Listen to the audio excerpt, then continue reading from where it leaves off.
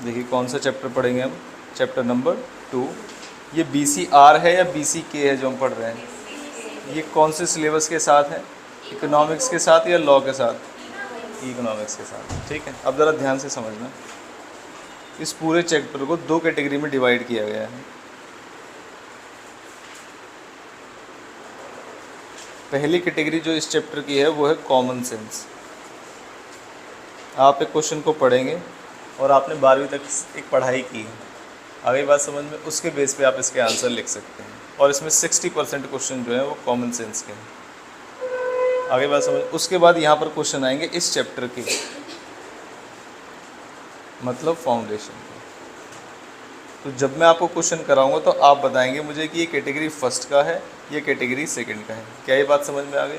इस common sense में आप 12th तक की पढ़ाई को इंक्लूड करेंगे, चाहे वो इंग्लिश के सेंस में कह लीजिए, चाहे वो choosing the odd one out कह लीजिए, कुछ भी कह लीजिए, आप कोई ना कोई कॉमन सेंस लगा के क्वेश्चन सॉल्व हो जाएंगे। फाउंडेशन की पढ़ाई से हमें सिर्फ 40% क्वेश्चन मिलेंगे यहाँ। क्या ये बात समझ में आई? तो आपका इस चैप्टर के क्वेश्चन के दौरान दोनों चीज़ें टेस्ट हो जाएंगी, एक तो, और आपने इकोनॉमिक्स के काफ़ी सारे क्वेश्चन किए होंगे, है ठीक। इस चैप्टर में इतने सारे टॉपिक्स हमें पढ़ने होते हैं, ज़रा ध्यान से देखिए, जिसमें आधे से ज़्यादा आपको आते हैं। जैसे सबसे पहले कौन सा है? Business environment. क्या ये आपको आता है? यस। उसके बाद एनवायरनमेंट का एनालिसिस किस तरीके से करते हैं, कौन इंटरनल होता है, कौन एक्सटर्नल है, पता है आपको इंटरनल एक्सटर्नल कौन कौन से होते हैं? जैसे मैं आपसे बोलूँ इंटरनल के अंदर आते हैं, बताइए कौन कौन से। ऑर्गेनाइजेशन का कल्चर क्या है, जो भी चीज़ें ऑर्गेनाइजेशन की हैं, चाहे वो ऑर्गेनाइजेशन का कल्चर हो, मिशन हो, विजन हो, पता है ये सारी चीज़ें क्या होती हैं, ये सब यहाँ पर आते हैं। वैल्यू सिस्टम हो, जो भी ऑर्गेनाइजेशन की पॉलिसी, जो भी चीज़ें हैं वो कैसी हैं, इंटरनल। क्या ये बात समझ में आई? फिर आते हैं एक्सटर्नल के अंदर। एक्सटर्नल के अंदर 2 एनवायरनमेंट है, माइक्रो और मैक्रो। आपका जो सिलेबस था चैप्टर 3 वो कौन से एनवायरनमेंट को पढ़ाता था? मैक्रो एनवायरनमेंट पढ़ा था आपने, पॉलिटिकल, सोशल, लीगल, वो सब यहाँ आता था। फिर आते हैं फिर माइक्रो एनवायरनमेंट में क्या होता है? जनरली तो पहले यहाँ पर पर्सन्स होते हैं। जो भी मैं आपको बता रहा हूँ इसी टॉपिक से जो भी मैं इस टेबल के अंदर लिखवाऊंगा उससे आपके 4 से 5 क्वेश्चन आपको मिल जाएंगे। क्या ये बात समझ में आई? अब सुनिए, माइक्रो एनवायरनमेंट के अंदर पर्सन्स आते हैं। पर्सन कौन कौन होते हैं? क्या कस्टमर्स पर्सन होते हैं, सप्लायर्स पर्सन होते हैं, और कौन कौन से पर्सन होते हैं बताइए? स्टेक होल्डर्स ही लिख दूँ तो सारे ही आ जाएंगे, जैसे एम्प्लॉयज़, कॉम्पिटिटर्स। क्या ये सब पर्सन ही होते हैं एक तरीके से? Answer is yes. अब 2 चीज़ें और इसके अंदर ऐड की गई हैं जो कि पर्सन नहीं है, जैसे कि पूरी ऑर्गेनाइजेशन, वो भी हमारी माइक्रो एनवायरनमेंट है, और उसके साथ साथ मार्केट भी हमारी माइक्रो एनवायरनमेंट। क्या ये बात समझ में आ गई? पक्का। अब आते हैं मैक्रो में। मैक्रो में बताइए आपने कौन कौन से पढ़े हुए हैं? एक एनवायरनमेंट में मान लीजिए मैंने यहाँ पर लिख दिया पेस्ट, PESTL, ई नहीं लिखा अभी हमने, तो ये तो हमने मैक्रो में पढ़ा हुआ है ना। P का मतलब क्या होता है बताओ? पॉलिटिकल। E का मतलब क्या होता है? इकोनॉमिक। S का मतलब सोशल। T का मतलब टेक्नोलॉजिकल। L का मतलब लीगल। कोर्ट ने कोई ऑर्डर पास किया, कहाँ जाएगा? लीगल में। गवर्नमेंट ने कहाँ जाएगा? सेंटेंस पहले कंप्लीट। गवर्नमेंट ने मास्क लगाना कंपलसरी कर दिया, लीगल में जाएगा। गवर्नमेंट की स्कीम है make in India, political. Government के रिलेशन विद फॉरेन कंट्रीज़, किस में जाएगा? पॉलिटिकल। क्या ये बात समझ? तो ये सारी चीज़ें आपको पता होंगी, ठीक है। आपसे एग्जाम में देखो जनरली क्या पूछा जाता है, जो मैंने टेबल बना दी है ना, ये जनरली आपसे पूछी जाती है। इसमें से जो माइक्रो एनवायरनमेंट है उसके लिए कहा जाता है this affects the environment direct, this affects the business directly. और मैक्रो जो एनवायरनमेंट है वो सभी बिजनेसेस को इम्पेक्ट करता है, और किस तरीके से करता है? इनडायरेक्टली। जैसे मान लीजिए कि कोई भी बिजनेस है, उसमें पेट्रोल के दाम बढ़ने से नुकसान होगा या नहीं होगा? होगा। इनडायरेक्टली होगा। इनडायरेक्टली क्या? जैसे कोई कॉम्पिटिटर आ गया, जैसे मान लीजिए मैंने कहा यहाँ पे एक और कोचिंग खुल गई इसी लाइन में, इससे मुझे डायरेक्टली इम्पैक्ट होगा या इनडायरेक्टली इम्पैक्ट होगा? Direct impact. कैसा इम्पैक्ट होगा? डायरेक्ट। किसी को बताने की जरूरत नहीं। कस्टमर कम होंगे, कस्टमर ज़्यादा होंगे। मेरे पास जो कस्टमर्स हैं, जो उनका आना और जाना है, वो किसी कॉम्पिटिटर के आ जाने से कम होंगे या ज़्यादा होंगे? इनिशियल रिस्पॉन्स क्या होगा? कम। अब कई बार आपने सुना होगा कंपटीशन एक अच्छा भी होता है, बताइए किसके लिए? कस्टमर्स के लिए क्या कंपटीशन अच्छा होता है? Answer is yes. जैसे आपने देखा होगा रिक्शे वाले हैं, भुट्टे वाले हैं, वो सब एक साथ लगाते हैं तो वो कभी प्राइस बढ़ा नहीं सकते। क्या नहीं कर सकते? बढ़ा नहीं सकते। तो कस्टमर्स के लिए कंपटीशन अच्छी बात है। ऑर्गेनाइजेशन के लिए कैसे अच्छी बात है कंपटीशन, ये बताइए। मेरा कोई कॉम्पिटिटर आ जाए तो इससे मुझे क्या अच्छी चीज़ है?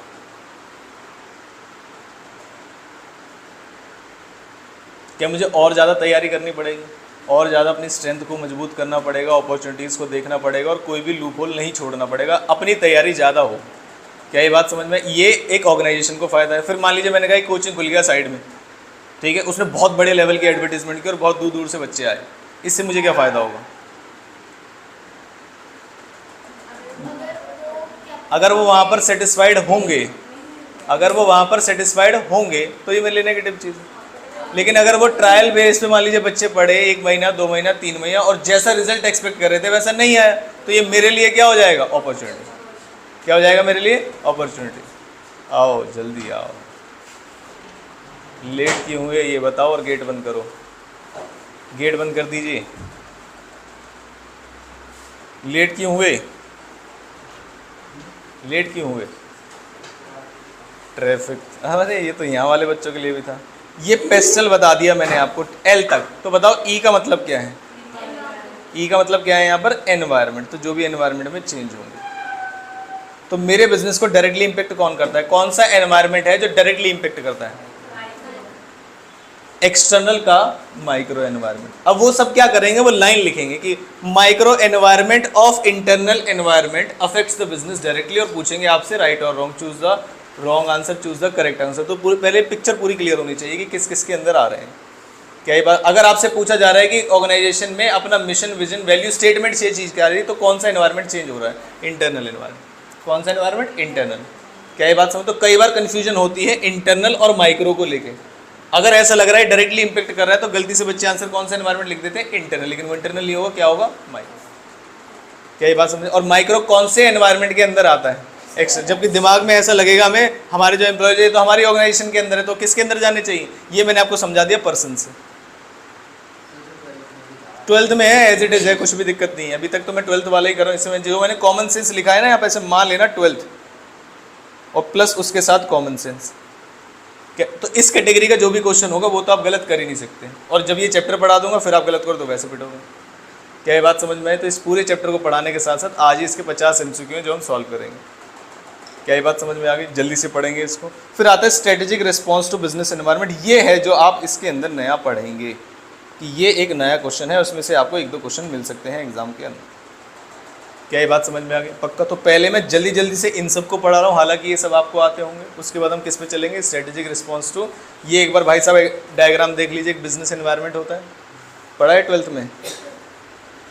पढ़ा है। एनवायरनमेंट में एक इंटरनल एनवायरनमेंट होता है। इंटरनल का मतलब होता है जिसमें ऑर्गेनाइजेशन की culture, vision, mission, value statement ये सब आते हैं। एक्सटर्नल के अंदर 2 होते हैं, माइक्रो और मैक्रो। जो भी पर्सन से रिलेटेड बातें हैं वो किसके अंदर आती हैं? माइक्रो। जैसे कि कस्टमर, सप्लायर, एम्प्लॉय, कॉम्पिटिटर, और 2 अलग हैं। कौन सा? ऑर्गेनाइजेशन और मार्केट। क्या ये बात समझ में आए? एक्सटर्नल के अंदर क्या आता है ये हम पढ़ेंगे। अब मैंने टॉपिक्स मार्क किए हुए, वहीं से पढ़ाई करेंगे। जैसे पहला है कैरेक्टरिस्टिक्स ऑफ बिजनेस एनवायरनमेंट, मैंने यहाँ पे मार्क किया हुआ है, आप भी मार्क कर लीजिए या लिख लीजिए पेज नंबर इसका। ये आपको पढ़ना है, पढ़ा मैं ही रहा हूँ। क्या एक कॉम्प्लेक्स वर्ड हमने 12th क्लास में पढ़ा हुआ है? कॉम्प्लेक्स का मतलब क्या था यहाँ पर बताओ? एनवायरनमेंट में easy to understand in parts but difficult to understand in totality. ठीक है, इन्होंने ऐसी एक्सप्लेनेशन नहीं दी है। देखिए, The environment consists of number of factors, last में लिखा हुआ है, environment consists of number of factors, events, condition, influencing, arising from different sources. It is difficult to comprehend at once the factor constituted. मैं इसमें एक भी line ना पढ़ाऊँ तब भी आप इसका क्वेश्चन कर देंगे, फिर भी हम मजबूरी में पढ़ रहे हैं। All in all, environment is complex, that is somewhat easier to understand in parts but difficult to grasp in totality. जैसे आपका सिलेबस, अभी आपसे टेस्ट ले लो इंडिविजुअली तो आप अच्छे से दे देंगे, अकाउंट्स का अलग, बिजनेस का अलग, अच्छे से दे देंगे। आप चैप्टर वाइज ले लो, 2-2 चैप्टर करके ले लो, एक्ट वाइज ले लो, तो आप दे देंगे। लेकिन प्रॉब्लम कहाँ थी? जब क्या आता है, पूरा एग्जाम आ जाता है, फिर पूरा अकाउंट्स, पूरा लॉ, इन सब में प्रॉब्लम आती है। कई बात समझ। तो कॉम्प्लेक्स का मतलब क्या है? आपके सिलेबस में कॉम्प्लेक्स क्या है मुझे बताओ जरा फटाफट से। आपका जो सिलेबस डिज़ाइन किया गया है सीए का, इसमें कॉम्प्लेक्सिटी कहाँ है? इसमें कहीं भी कॉम्प्लेक्सिटी नहीं है। इसमें कॉम्प्लेक्सिटी है ये, गैप बिटवीन एग्ज़ाम्स, एक दिन का जो गैप मिलता है एग्ज़ाम्स में फाउंडेशन से लेके फाइनल तक, ये है परेशानी वाली बात। जैसे फाउंडेशन का सिलेबस है, पढ़ने में कोई दिक्कत थोड़ी है इसमें। परेशानी कहाँ आएगी कि एक बच्चा क्या अकाउंट्स का पेपर देने के बाद उतना मेंटल स्टेबिलिटी रखता है जिसके अंदर वो पूरा लॉ दोबारा से रिवाइज कर सके, वो तब कर पाएगा। क्यों नहीं कर पाएगा? नालायक कान पे लगेगा कुछ। पहले नहीं, उसी दिन भी करना है, पहले भी करना है और बीच में भी करना है, मना तो है ही नहीं कुछ भी, पूरा सिलेबस रिवाइज हो सकता है। नोट्स बनाए हैं ना आपने? बस। तो ये है कॉम्प्लेक्स पॉइंट। दूसरा कौन सा है? डायनेमिक। डायनेमिक को लेके सीधा एक ही वर्ड है, बताइए क्या? चेंज। अगर ये डायनेमिक है तो कैसा नहीं है? रिजिड नहीं है, स्टैटिक नहीं है, फ्लेक्सिबल है। क्या ऐसा बोल सकते हैं? तो चेंज होता रहता है, कुछ भी पढ़ने की जरूरत नहीं। मल्टीफेसिटेड का मतलब समझाइए फटाफट से।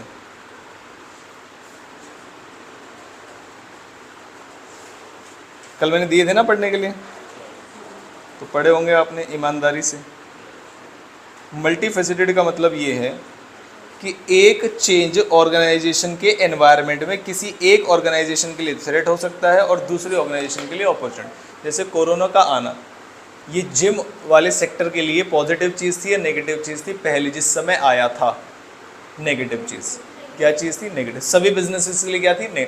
मोबाइल फ़ोन इंडस्ट्री के लिए पॉजिटिव। कारण बताइए? क्योंकि ऑनलाइन क्लास हो गई, जितने घर में बच्चे उतने फ़ोन आने लगे। फिर पहले तो उतना नहीं था, मदर का फ़ोन से सारे बच्चे यूज़ कर लेते थे, लेकिन उसके बाद जितने बच्चे, क्योंकि सभी की साइमल्टेनियस टाइम पे क्लासेस चल रही, पॉइंट आया सब। तो कौन सी वाली इंडस्ट्री के लिए अच्छी चीज़ थी? और जो आपकी केमिस्ट है, जो मेडिसिन वाली लाइन है, क्या उनके लिए भी ये पॉजिटिव चीज़ थी? Answer is yes. तो बिजनेस एनवायरनमेंट के मल्टीफेसिटेड है, इसका मतलब ये जो इसके चेंजेस है वो एक पर्टिकुलर ऑर्गेनाइजेशन को थ्रेट दे सकते हैं और दूसरी पर्टिकुलर ऑर्गेनाइजेशन को अपॉर्चुनिटी। मल्टीफेसिटेड का मतलब समझ आया? ठीक। नेक्स्ट क्या है? Far reaching impact. ये भी आपसे पूछा जा सकता है कि following are the features of business environment. क्या ये बात समझ में? और उसमें से फार रीचिंग को कर देंगे शॉर्ट रीचिंग इम्पैक्ट, ठीक है। डायनेमिक को कर देंगे स्टैटिक, और आपसे पूछेंगे इनमें से कौन सा नहीं है, तो आपको बस चारों नाम याद होने चाहिए। पहला कौन सा है? कॉम्प्लेक्स, दूसरा डायनेमिक, तीसरा मल्टीफेसिटेड और चौथा फार रीचिंग।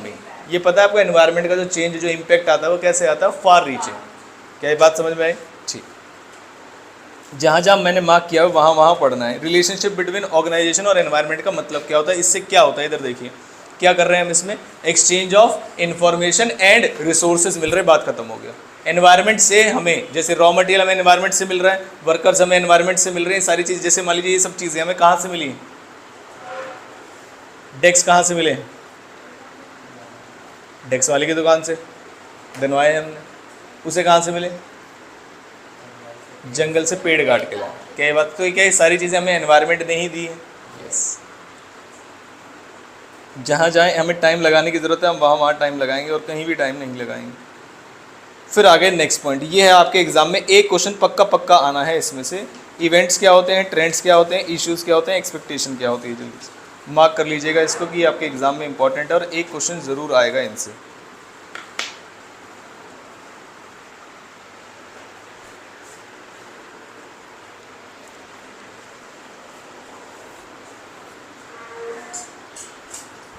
किसी भी घटना के घट जाने को बोलते हैं इवेंट। किसी भी घटना के घट जाने को, ये मैं सुनूंगा आपसे हिंदी में दोबारा, उसे क्या बोलते हैं? इवेंट। उसी घटना का बाकी सभी लोगों के साथ एक जैसा घटना, उसे बोलते हैं ट्रेंड। कोरोना आया, दैट इज इवेंट, सबको हो रहा है। आपने वो सुना है कि एक पर्टिकुलर गाने पे किसी ने कुछ कर दिया, तो वो क्या बन जाता है फिर? ट्रेंड। इसका मतलब क्या है? Grouping of similar events is called trend. तो अगर कोई घटना एक बार घटी है, उसे क्या बोलेंगे? इवेंट। सब लोग ऐसा करने लगे, इसे क्या बोलेंगे? ट्रेंड। क्या ये आजकल यही चल रहा है? जो एक ने कर दिया वो सभी करने लगेंगे। क्या ये बात समझ में आई? ठीक। उसके बाद नेक्स्ट क्या है? इशू। ये जो ट्रेंड चला है इसमें से ये किसी के लिए इशू आया होगा। इशू का मतलब डिफिकल्टी।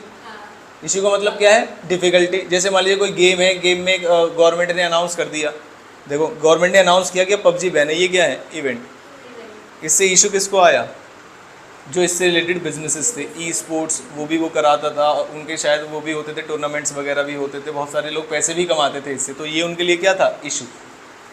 क्या ये बात समझ में आई? और इस इशू को रिजॉल्व करने से उनकी एक्सपेक्टेशन क्या थी कि किस तरीके से बाहर आए, इसे बोलते हैं एक्सपेक्टेशन। आपके एग्जाम में ज़्यादातर जो पूछा जाता है वो पूछे जाते हैं बस ये 4 में से एक। कई बात समझ में? तो आपको सारे पता होने चाहिए। फटाफट से इसको पढ़ाता हूँ, देखिए। Events are important and specific occurrence, ये कीवर्ड है इसका, स्पेसिफिक ऑकरेंस। क्या ये बात समझ में आई? आगे, taking place in different environmental sector, events are certain happenings in the internal और एक्सटर्नल ऑर्गेनाइजेशन एनवायरमेंट। सुनो, पहला कीवर्ड लिख लीजिए फटाफट से, स्पेसिफिक ऑकरेंस। इसे लिख लीजिए कॉपी में या मार्क कर लीजिए, जैसा भी आपको ठीक लगे। इवेंट के सामने आपको मार्क करना है स्पेसिफिक ऑकरेंस, घर जाके लिखना है फिर इसको, ठीक है। इवेंट के सामने आपको क्या लिखना है, स्पेसिफिक ऑकरेंस। दूसरा क्या लिखना है, हैपनिंग इन ईदर इंटरनल और एक्सटर्नल एनवायरनमेंट, दोनों के अंदर हो सकता है ये। ऑर्गेनाइजेशन के अंदर कैसे हो सकता है, मुझे समझा सकते हो इसको? कोई भी इवेंट नहीं, ट्रेंड कैसे हो सकता है ये बताओ ऑर्गेनाइजेशन के अंदर। जैसे एक ने रिजाइन दिया तो उनके पूरी टीम ने रिजाइन दे दिया, ऐसा होता है नहीं होता? इसे क्या बोलते हैं, ट्रेंड।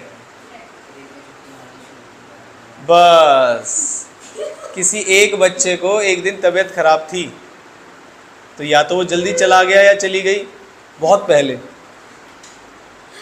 उसके बाद फिर बच्चों ने ये चीज़ चैलेंज ले ली कि अच्छा हमारी तबीयत, उसकी तबीयत खराब पे छुट्टी मिल गई थी उसको, तो एक बार हम भी तबीयत खराब करके देखते हैं। क्या ये बात समझ में आई? तो क्या छुट्टी मिली या नहीं? फिर वहाँ से चालू होता है कंपैरिजन और डिस्क्रिमिनेशन। अच्छा उसको छुट्टी मिल गई थी, हमें तो छुट्टी नहीं मिली है। क्या ये इवेंट समझ में आए आपको? इवेंट स्पेसिफिक ऑकरेंस है, इंटरनल में भी हो सकते हैं, एक्सटर्नल में। अब आते हैं ट्रेंड पे, ये है इंपॉर्टेंट। देखिए, trends are generally tendencies of the course of action along with events taking place. ये एक टेंडेंसी है, किस तरीके से होगा। ट्रेंड्स आर ग्रुपिंग ऑफ क्या चीज़, सिमिलर इवेंट्स और related events tend to move in a given direction, एक ही डायरेक्शन में जाएंगे। ट्रेंड का मतलब ही क्या होता है, बढ़ता हुआ ट्रेंड और घटता हुआ ट्रेंड। पॉइंट आया समझ? तो एक पर्टिकुलर डायरेक्शन में जाएगा ये इंक्रीजिंग भी हो सकता है और डिक्रीजिंग भी हो सकता है। ये पैटर्न सजेस्ट करता है एक पर्टिकुलर एरिया में। जैसे कि उन्होंने देखो एग्जांपल क्या दिया, teenagers are very fond of online gaming. क्या ये ट्रेंड है? Answer is yes. अब जो ऑफलाइन स्पोर्ट्स हैं वो बहुत कम है, इससे सबसे ज़्यादा प्रॉब्लम आई है। जो एकेडमीज़ होती थी ना पहले, टेनिस की, क्रिकेट की, इसमें बहुत सारे एडमिशन्स होते थे क्योंकि बच्चे वहाँ पर स्पोर्ट्स का चीज़ें करने जाते थे। बच्चों को भी अच्छा लगता था, पेरेंट्स को भी अच्छा लगता था कि बच्चे बाहर, क्या ये बात समझ में, और कोई स्किल ही सीख रहे हैं कम से कम। अब उल्टा हो रहा है, उन्हें बस एक ही चीज़ चाहिए घर आके, वो क्या है, फ़ोन। उसी में क्रिकेट भी खेल लेंगे, उसी में आपका गेमिंग भी कर लेंगे, उसी में लूडो भी, सब चीज़ अब फ़ोन के अंदर। इवन कैरम भी खेला जाता है फ़ोन के अंदर, पता है आपको? पत्ते भी खेल लें तो कहाँ खेल सकते हैं, फ़ोन में। क्या ये बात समझ में? तो ये सारे गेमिंग वाली चीज़ें हैं। Which is trend that can help business to identify new markets and services. जैसे आपसे अगर पूछा जाए कि कोरोना के आने से लोग ज़्यादा अवेयर हो गए हेल्थ को लेके, तो ये ग्राफ बढ़ा है या कम हुआ है? बढ़ा है। तो इसे क्या बोलेंगे? ट्रेंड। हालांकि बुक में लिखा हुआ है। क्या ये बात असलियत में है? नहीं। जब कोरोना का समय आया था तो हमारे घरों में सभी लोगों के, इंडियन फैमिलीज़ के घर में पकवान तले जा रहे थे, नई नई डिशेज ट्राई की जा रही। बाहर दुनिया मर रही है, ये नहीं पता कल को खाना मिले ना मिले, किसी को हो जाए, उससे क्या होता है, पकोड़े बनने चाहिए सुबह। क्या ये बात समझ में आई? ये सभी के घर में हुआ? क्या ये सभी के घर में हुआ? Answer is yes. इसे क्या बोलते हैं? ट्रेंड। मोदी जी ने कहा था कि थाली बजानी है, तो कुछ बेवकूफ़ कहते थे थाली बजाने से क्या कोरोना चला जाएगा। उन्होंने आउट ऑफ कर्टेसी की लोगों को मोटिवेशन मिलेगी, जो डॉक्टर्स वगैरह काम करे, तो क्या सभी ने थाली बजाई? आंसर। तो जिन्होंने बजाई वो ट्रेंड में आ गए। क्या ये बात समझ में आई? ठीक है। नेक्स्ट क्या है? इशू। इशू है करंट कंसर्न है that arise in response to events and trends. जो भी इवेंट और ट्रेंड हुआ, इस पर किसी का पॉजिटिव इंपैक्ट जा रहा होगा, किसी पर नेगेटिव। तो जो नेगेटिव इंपैक्ट है वो है इशू। क्या ये बात समझ में आई? जैसे क्या पबजी के बैन होने से कई लोगों की जॉब भी गई है? Answer is yes. कई लोगों की जॉब चली गई थी इसके बैन होने से। टिकटॉक के बैन होने से लोग ही मतलब ख़त्म ही हो गए। ये तो दोबारा इंस्टाग्राम ने फीचर्स वगैरह डाल दिए, वरना तो आधे लोग तो लुप्त हो गए जो पहले टिकटॉक पे मिलियंस फॉलोअर्स लेके बैठे थे। इंस्टाग्राम को चेंज करने में थोड़ा टाइम लगा तो रातों रात डिप्रेशन में आ गए। क्या ये बात समझ में? तो ये क्या था? इशू। अब क्या करेंगे बताओ आगे?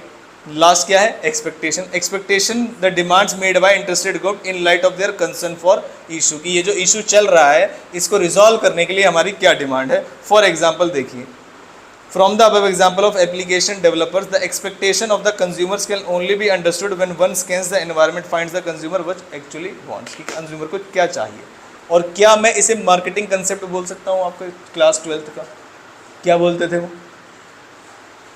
Marketing concept, first interact with the customer and identify the consumer needs and wants, then develop the product accordingly and then sell and for customer satisfaction. तो ये वाली चीज़ हमारी एक्सपेक्टेशंस है। 4 चीज़ें हैं। सबसे पहले क्या होगा? वो इवेंट अगर पर्टिकुलर डायरेक्शन में बढ़ रहा है या घट रहा है तो उसे क्या बोलेंगे? ट्रेंड। क्या ये बात समझ? उस ट्रेंड से अगर कुछ नेगेटिव चीज़ें आ रही हैं तो उसे क्या बोलेंगे? इश्यूज। और इस इशू जिनको भी इफेक्ट कर रहा है, जिन भी ग्रुप को इफेक्ट कर रहा है, उनकी एक्सपेक्टेशंस क्या है उसमें से? ठीक, एक्सपेक्टेशंस क्या है उसे बोलते हैं, जो भी बोलते हैं। चलो इधर आ गए। ये मैंने आपको बता दिया था ऑलरेडी एक डायग्राम बना के, ठीक है। इधर सुनिए, इंटरनल एनवायरनमेंट में क्या क्या आता है, दिख रहा है आपको? Value statement, mission, structure, corporate culture, quality. लोग कैसे हैं, लोग कैसे हैं और लोग हैं दोनों कहाँ पर जाएंगे? तो जो पर्सन्स है वो कहाँ पर आएंगे? माइक्रो में। वो किस तरीके की ह्यूमन रिसोर्स है वो कहाँ जाएंगे? क्या ये बात? जैसे हमारा फाउंडेशन का ग्रुप बहुत मेहनती बच्चों का ग्रुप है, तो ये इंटरनल में जाएगा या एक्सटर्नल के माइक्रो में जाएगा? और गधे भी हैं कुछ, किस में जाएगा? नहीं, हाँ इंटरनल में। लेकिन है तो लास्ट में बच्चे ही, तो किस में जाएगा? माइक्रो में। क्या ये बात समझ में आई? पक्का? ठीक। नेक्स्ट, लेबर यूनियंस, जो इनके ग्रुप बनते हैं वो कहाँ जाएंगे बताओ? कहाँ जाएंगे? इंटरनल में। ग्रुपिंग सुना था आपने 12th क्लास में? जो इनकी 12th क्लास में मुझे बड़ा मजा आया उसे पढ़ाने में।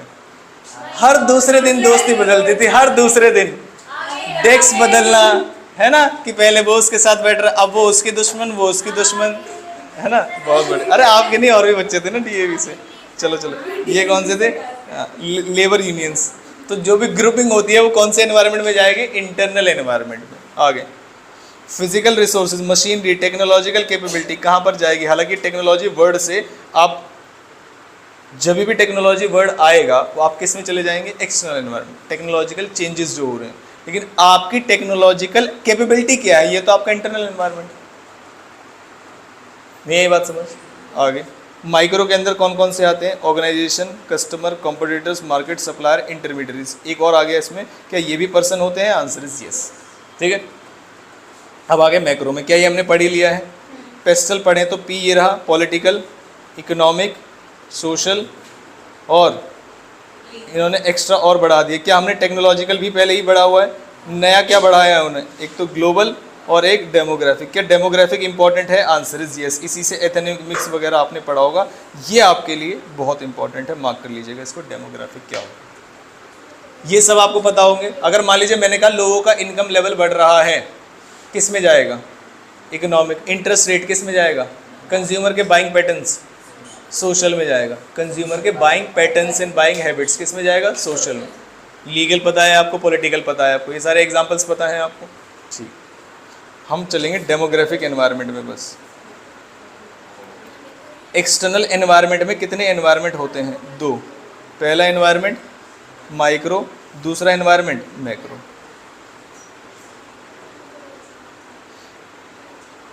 एक एनालिसिस होता है, आगे जाके पढ़ोगे आप, इसी में दिया हुआ है स्वॉट एनालिसिस। पढ़ा है कभी? एस का मतलब क्या होता है? डब्ल्यू का मतलब? ये आपके इंटरनल एनवायरनमेंट में होते हैं। ये कौन से एनवायरनमेंट में होते हैं? इंटरनल। आपके ऑर्गेनाइजेशन की स्ट्रेंथ और आपके ऑर्गेनाइजेशन की वीकनेस, ये आपका इंटरनल एनवायरनमेंट है। लेकिन मार्केट में क्या अपॉर्चुनिटी है और क्या थ्रेट्स हैं, ये कौन सा एनवायरनमेंट है? एक्सटर्नल। ये आपसे एग्जाम में पूछा जा सकता है। ठीक है, आगे इसका डायग्राम अच्छे से बना हो तो वहाँ पर पढ़ेंगे। ये रहा स्वॉट। स्वॉट का मतलब पहले स्ट्रेंथ को क्या करना है हमें। देखो कीवर्ड क्या है इसका, यूज़। अपनी स्ट्रेंथ को यूज़ करिए। जैसे मान लीजिए ऐसा नहीं था हनुमान जी, बताइए क्या बचपन में बहुत ज़्यादा पावरफुल थे? Answer is yes. बचपन की बहुत कहानियाँ और उन पर स्टोरीज भी बनी हुई हैं। लेकिन क्या जब तक राम जी नहीं मिले थे तब से लेके और बचपन जो उनकी पावरफुल वाली चीज़ें थी कि सूर्य को भी ले, उसके बाद से कुछ था उनके बारे में? कुछ चर्चा में थे क्या? नहीं। क्यों? भूल जाओगे तो भूल गए, तो उन्होंने अपनी शक्तियों का यूज़ नहीं किया। जैसे आप लोग हैं, क्या आप अपनी शक्तियों का इस्तेमाल करते हैं? शक्तियों का इस्तेमाल का मतलब समझते हैं, अपने समय का सही उपयोग। ये है आपकी स्ट्रेंथ। अगर आप अपने समय का सही उपयोग कर पाए। अभी क्या चल रहा है, ये सभी के लिए वैसे अभी क्या चल रहा है, अगस्त चल रहा है, आप सभी के लिए है ना, जैसे थोड़ी जो दिख गया वही घूम रहा है ना। तो अगस्त चल रहा है अभी और पेपर है आपके दिसंबर में। एक ही पावरफुल टूल है आपके पास, वो है समय। ना आपको कहीं आने जाने में, ट्रैवल करने में बहुत ज़्यादा टाइम लग रहा, ना आप घर जाके थक जाते कि रास्ते में ही थक गए। जो बच्चे दूर से आते हैं उनसे पूछो, तो ये आपके पास स्ट्रेंथ है जो आपका समय। अगर आप सही से यूटिलाइज कर पाए तो फिर आपके बारे में भी चर्चा हो, और नहीं कर पाए तब भी चर्चा होगी। अब किस वे में चर्चा करनी है, ट्रेंड पॉजिटिव में जाना है, नेगेटिव में, ये आपके हाथ में। क्या ये बात से समझ में आई? इन्हीं डेस्क, इन्हीं टीचर्स का, इन्हीं कॉपियों का, इन्हीं किताबों का इस्तेमाल करके कुछ बच्चे बहुत अच्छे नंबर ले आएंगे, कुछ बच्चे बहुत अच्छे नंबर नहीं लाएंगे। तो वो आपको डिपेंड करना है आप कौन से वाले बच्चों की तरफ रहना चाहते हैं। क्या ये बात समझ में आई? पक्का। समय का सही उपयोग। चलो, ये तो था स्ट्रेंथ, ये था स्ट्रेंथ। स्ट्रेंथ को क्या करना है, आपको यूज़ करना है, और आपके पास एक ही स्ट्रेंथ है, वो है समय। दूसरा क्या है, वीकनेस। वीकनेस को कम करना होता है, बढ़ाना होता है। अब वीकनेस क्या है, मन कर रहा है बाहर घुमाऊं, खा लूं, सो जाऊं, इस सब का क्या कर रहा है, मन कर रहा है। मन कर रहा है थोड़ी देर लेट, सोऊंगा नहीं, थोड़ी देर लेट जाऊं, बस खत्म। उसके बाद 8 घंटे बाद पता चल रहा है क्या हुआ था, क्या सो गए थे। क्या ये बात समझ में आई? तो ये आपकी वीकनेस है। इस वीकनेस को क्या करना है आपको, मिनिमाइज या मैक्सिमाइज? मिनिमाइज। ये मत करना वीकनेस को यूज़ करना है। क्या ये बात समझ में आई? ठीक। तो इसको आपको मिनिमाइज करना है, अपनी इम्पैक्ट जो भी वीकनेस। जैसे आपसे मैं अगर पूछूं इंडिविजुअली, आपको क्या लगता है आपकी पढ़ाई में क्या वीकनेस है? जैसे मेरी मैथ्स वीकनेस थी, ये मैंने सब्जेक्ट वाइज वीकनेस बताया, मैंने उसको मिनिमाइज कर दिया। लीस्ट 40 में से 15, इससे नीचे जा ही नहीं सकते थे, मैं वहीं छोड़ देता। तो ये वीकनेस थी मेरी, तो मैंने इसको मिनिमाइज कर दिया। मिनिमाइज छोड़ो मतलब न्यूट्रलाइज, खत्म ही कर दिया बिल्कुल। 15, ना एक ज़्यादा ना एक कम। तो आपकी पढ़ाई के दौरान क्या वीकनेस है ये बताइए, आप बताइए। जैसे आपकी वीकनेस ये हो सकती, पेरेंट्स साथ में रहते हैं, मदर भी रहती हैं, तो फिर लेट क्यों होते हो? मतलब खुद खाना वाना बना के आते हो। आपको क्या वीकनेस लगती है? इंग्लिश वीकनेस लगती है, इंग्लिश वीकनेस लग सकती है उनको। आप लोगों को क्या लगती है, तुम तो गाँव से भी नहीं आए, क्या वीकनेस लगती है पढ़ाई के दौरान कि जितना समय हम यूटिलाइज कर रहे हैं उससे ज़्यादा कर सकते हैं, सब जानते हैं और हाँ करे जा रहे हैं 3 साल से। 11वीं में भी यही पूछा था, तब भी कह रहे हैं हाँ। 12वीं में भी यही पूछा था, हाँ। फाउंडेशन में बैठे कह रहे हैं हाँ। क्यों नहीं कर रहे फिर? हाँ, कभी भी पूछ लो, हाँ सर, मतलब ऑनेस्ट, ऑनेस्टी है। गधे हैं ये नहीं पता, तुम्हारे 3 महीने बाद पेपर है, कह रहे हैं हाँ जितना समय यूटिलाइज कर सकते। तो क्या कर रहे हो, वो वीकनेस बताओ मुझे, बताओ वीकनेस बताओ, आपको क्या हुआ है, क्यों नहीं कर रहे? बताओ बताओ बताओ बताओ। पिछले 8 दिनों से? कोई बात नहीं, मैंने तो कुछ बोला ही नहीं ना आपको। ये तो सब घूमते हैं थोड़ी ना, कोई नहीं दिख रहा तो इसका मतलब वो घूम नहीं रहा। क्यों भाई, सही बात है नहीं है? नहीं घूम रहे, नहीं घूमते। चलो ठीक, चलो नेक्स्ट आ गई अपॉर्चुनिटीज़। अपॉर्चुनिटीज़ को क्या करना है आपको, कैपिटलाइज। कैपिटलाइज वर्ड का मतलब होता है ग्रैस्प करना, बिल्कुल।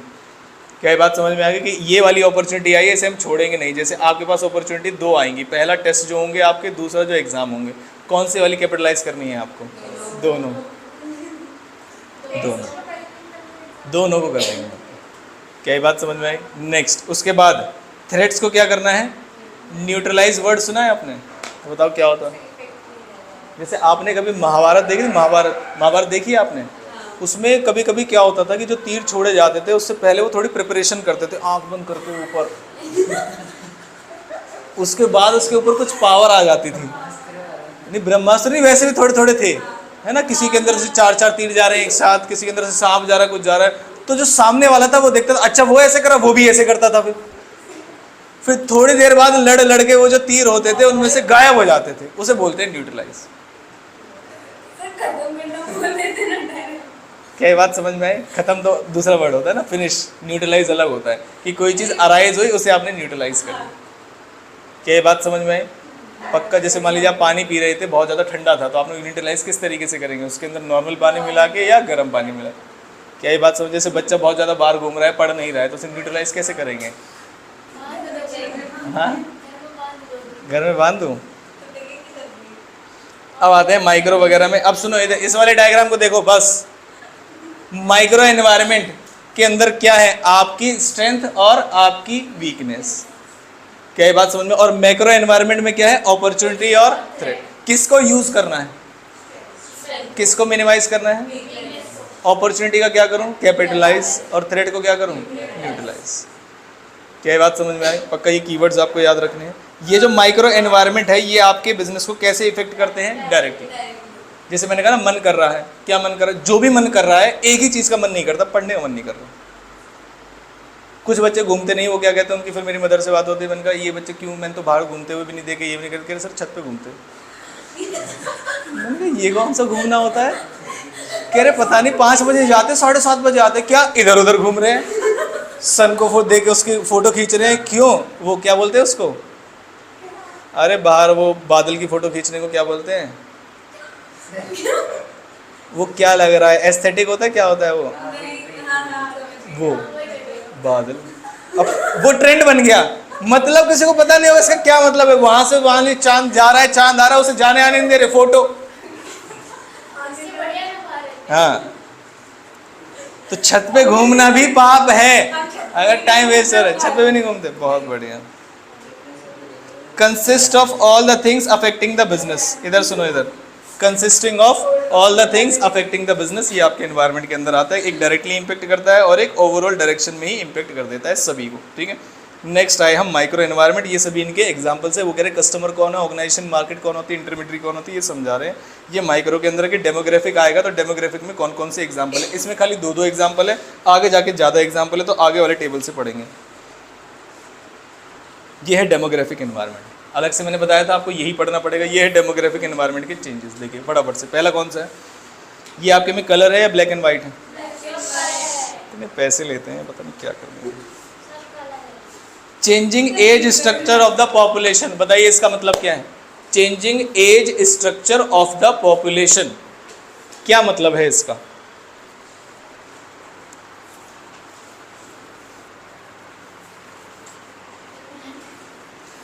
पहले के जो बूढ़े लोग होते थे वो बूढ़े होते थे 80, 90 और क्या नाम है, उसके बाद जनरली डेथ्स होती थी। क्या आजकल कुछ भी पता है? कुछ भी पता है नहीं।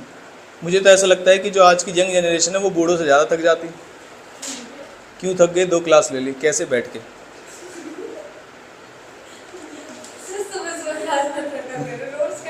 क्या ये बात समझ में आई? तो इसे बोलते हैं चेंजिंग एज स्ट्रक्चर। क्या बोलते हैं इसको? Changing age structure. 10th class में बच्चे को लगने लगता है कि माता पिता बेवकूफ़ हैं, हमें ज़्यादा पता है। 11th क्लास में भी उन्हें क्या ही पता पढ़ाई लिखाई के बारे में, 12th के उन्हें क्या ही पता हमारे सिलेबस के बारे में, ये सारी चीज़ें है ना। ये चेंजिंग कौन सा स्ट्रक्चर है? Changing age structure.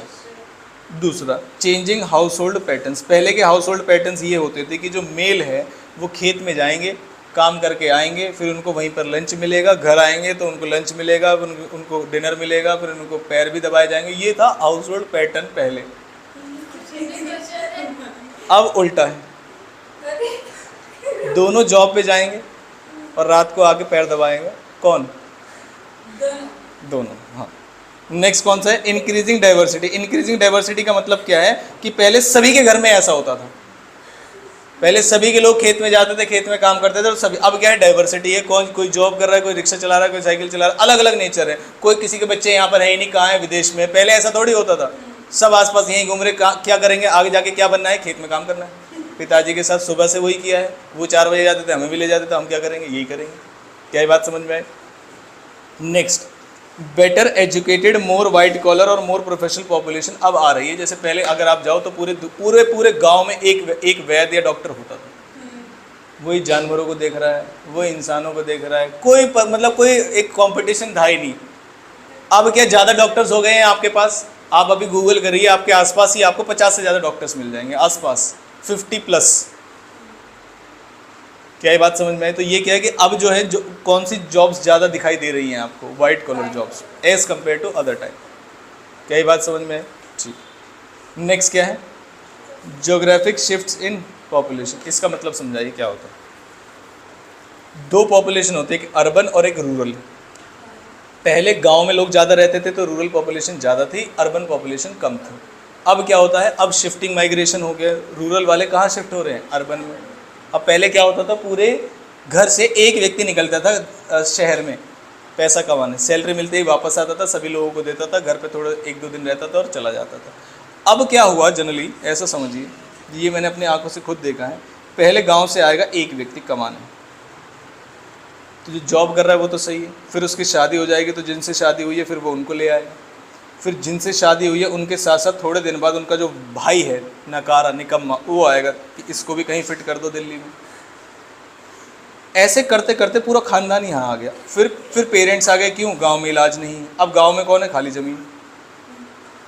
गांव का अपना शाही रहन सहन छोड़ के जहाँ के वो राजा हैं, यहाँ आकर रेंट पे रह रहे हैं। दुनिया को लगता है रेंट पे रह रहे हैं, असलियत यहाँ है, करोड़ों के मालिक छुपा रखा है। रेंट पे ऐसे रहेंगे जैसे इनके पास कुछ नहीं है। क्या ये बात समझ में आई आपको? पक्का। तो इसे बोलते हैं कौन सा शिफ्ट, ज्योग्राफिकल शिफ्ट। समझ में आया? अब देखिए ज़रा ध्यान से, चाहे लोगों का एज स्ट्रक्चर बदल रहा है, क्या लोगों के अंदर डाइवर्सिटी चल रही है, चाहे लोगों के अंदर क्या हो रहा है, जैसे आजकल वो भी चल गया है ना कि फीमेल को ऐसा लगता है वो मेल है और मेल को ऐसा लगता है वो फीमेल है। आज की डेट में तो उसे रिकॉग्नाइज किया जा रहा है कोर्ट में भी कि हाँ ये सारी चीज़ें ठीक है। पहले तो कान पे मारते किसी को, क्या लग रहा है तुम्हें, मेल को लग रहा है मैं फीमेल हूँ, दो कान, मतलब घर से बाहर ही निकलने देते उसको, ऐसा लगता है खानदान की बदनामी है इसमें। ये डाइवर्सिटी क्या आज बढ़ रही है? आंसर इज यस, अब तो बहुत ज़्यादा बढ़ रही है। क्या ये बात समझ, ये है हमारे कोर्ट ने तो इसको लीगल भी कर दिया है हमारे यहाँ पर। ये सारी चीज़ गांव में जाके किसी से बोल के देखो, आज की डेट में भी नहीं बोल सकते आप। आगे बात समझ में आगे, ये डाइवर्सिटी का इन्होंने नाम लिखा हुआ, देखो कितने तरीके के लोग आजकल आ रहे हैं। आगे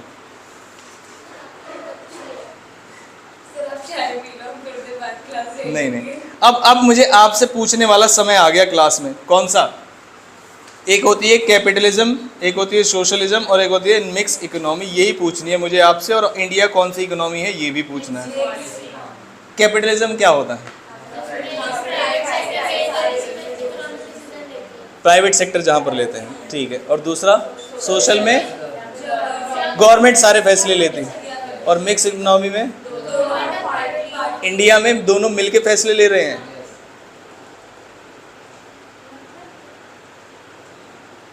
इंडिया में दोनों मिलके फैसले ले रहे हैं।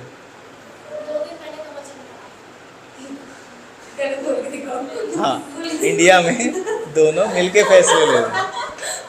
जैसे सिलेंडर का रेट क्या होगा, इसे एक्सक्लूसिवली गवर्नमेंट तय नहीं करती है। जो सिलेंडर बना रहा है पहले उससे कॉस्ट पूछी जाएगी, अगर उसकी कॉस्ट ज़्यादा आ रही है तो फिर गवर्नमेंट उसे सब्सिडी देगी, उसके तो पैसे पूरे मिलेंगे ना उसको। तो ये दोनों आपस में मिलकर डिसाइड कर रहे हैं, ठीक है। तो ये आपको पता ही है इकोनॉमिक वाली चीज़ें, तो ये तो मैं छोड़ो। मॉनेटरी पॉलिसी, फिजिकल पॉलिसी, आपको ये पॉलिसी क्या होती है ये नहीं पता होना चाहिए, आपको ये पता होना चाहिए कि कौन से एनवायरनमेंट में आती, तो कौन से एनवायरनमेंट में आती, इकोनॉमिक एनवायरनमेंट, बस इतना पता होना चाहिए आप, ठीक है। फिर भी मेरा मन कर रहा है कि मैं फिजिकल और मॉनेटरी पॉलिसी पूछ लूँ, ये 12th में होती है शायद, है ना। फिजिकल पॉलिसी इकोनॉमिक्स में है, फाउंडेशन में फिजिकल और मॉनेटरी पॉलिसी। बताना जरा क्या होती है फिजिकल पॉलिसी और मॉनेटरी पॉलिसी। मॉनेटरी में bank rate, CRR, SRR। Bank rate वो rate at which one commercial bank lends to the other commercial bank.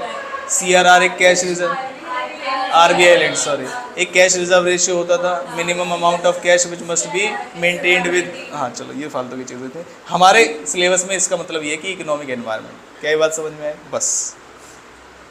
Political environment में क्या होता है ये आपको पता है, टेक्नोलॉजी में क्या होता है ये भी आपको पता है, सब आपको पता है। एक होमवर्क लिखो फटाफट से, ये आप खुद से पढ़ेंगे कि ग्लोबल एनवायरनमेंट में क्या आता है, हालांकि सब इसी के अंदर आ जाता है। अब आ गए हम पेस्टल एनालिसिस पे, सब पढ़ लिया हमने, पढ़ो। पहला कौन सा है पेस्टल के अंदर? पी का मतलब क्या है? पॉलिटिकल, ये दिख रहा है आपको, पॉलिटिकल प्रेशर, पॉलिटिकल ग्रुप्स वगैरह। नेक्स्ट कौन सा है? टेक्नोलॉजिकल अपॉर्चुनिटी वगैरह, लीगल, इकोनॉमिक, सोशल, एनवायरनमेंट, सब दिख रहा है आपको। इसके एग्जाम्पल्स आप बता सकते हैं, कोई भी दिक्कत वाली बात नहीं है। ये इनके एग्जाम्पल्स है, इससे बाहर कुछ नहीं आएगा। पॉलिटिकल में जैसे एक पॉइंट लिखा हुआ है पॉलिटिकल स्टेबिलिटी, इसका मतलब क्या होता है?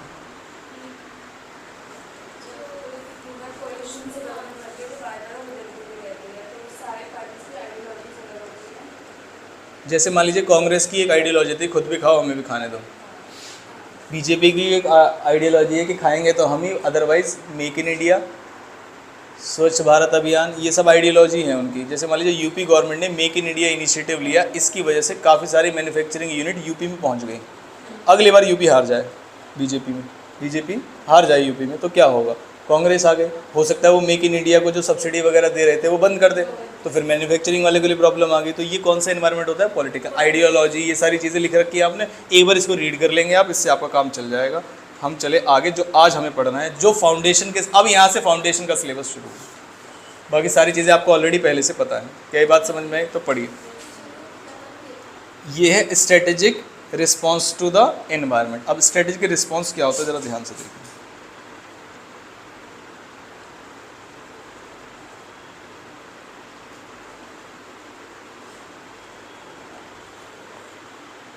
रिस्पॉन्स का मतलब क्या है कि एनवायरनमेंट में कोई चेंज हो रहा है और आपको उसका रिस्पॉन्स करना है। आपको मतलब आपके बिजनेस को। क्या ये बात समझ में आई? इसकी दो कैटेगरी है। पहली कैटेगरी इंटरनल। पहली कैटेगरी कौन सी? इंटरनल। तो बताओ दूसरी कैटेगरी कौन सी? जल्दी से बताओ। अगर पहली कैटेगरी इंटरनल रिस्पॉन्सेस की है तो दूसरी कैटेगरी किस चीज़ की होगी? नहीं, हॉलिस्टिक।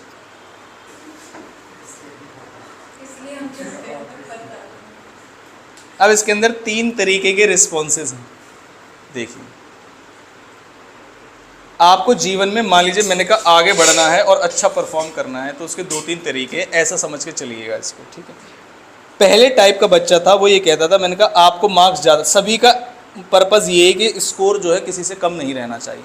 तो एक बच्चा ये कह रहा है कि सर मैं अपनी दिनचर्या, अपने टाइम टेबल, अपने मिशन, अपने विजन, अपने वैल्यू स्टेटमेंट में चेंज करूँगा और मैं आगे जाके चेंज हो जाऊँगा।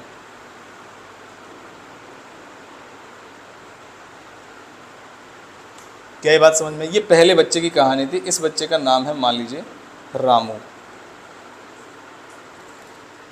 समझ आया? फिर दूसरा बच्चा आया।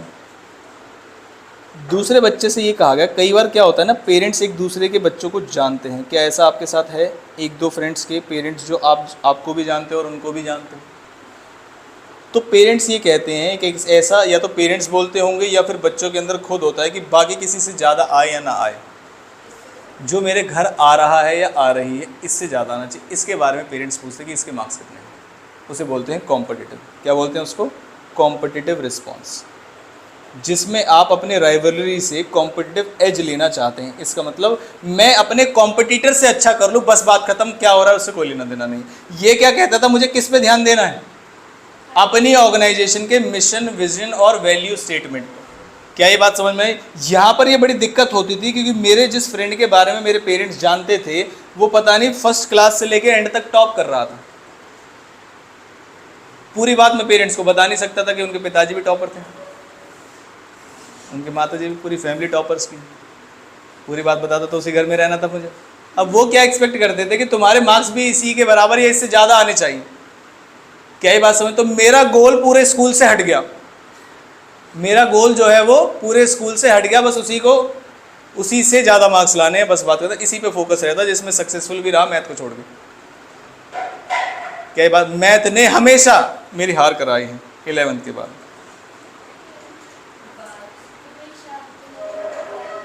अब सुनो जरा ध्यान से।